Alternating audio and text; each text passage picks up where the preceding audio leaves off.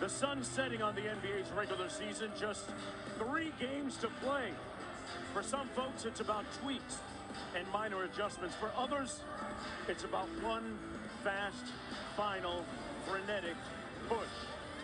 Welcome, everyone, to NBA Wednesday, presented by State Farm.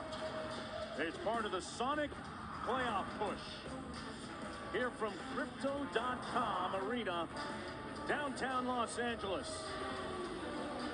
In these final moments of the regular season, fans wondering about their respective teams' prospects, and good news for Clipper faithful, because they remember a year ago the transcendent playoff P edition of Paul George, who's back now from injury after missing about 3 months. Let's take a look at the standings in the Western Conference.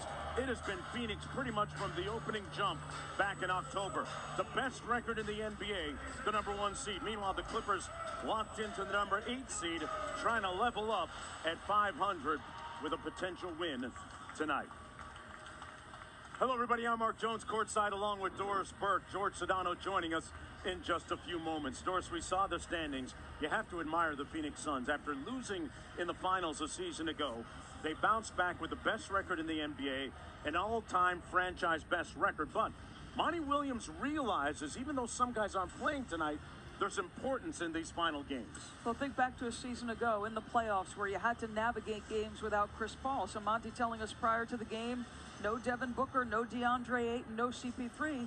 Do the role players, the bench players, assume a greater burden? Do they show a level of competitive spirit to win without the 3 key pieces? That's what he's looking for tonight. Paul George suffered a right elbow, shooting elbow injury, but he's back on the floor now, and look what he's done in 3 games out of the 4 that he's played since coming back. Clippers have played with a serious talent deficit all year. Clipper fans have got to be thrilled. You've got a guy who puts everybody back in their natural positions. Paul can create for himself and others. And the good news is that Norman Powell is back tonight as well after missing a couple of months with a fractured foot.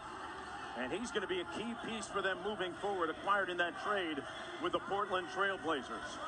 Powell, of course, on a minutes restriction as we take a look at tonight's starting lineups, brought to you by Sprite. First up, the visitors from Phoenix, Cameron Payne and Landry Shamet in the backcourt. Bridges, a candidate for Defensive Player of the Year.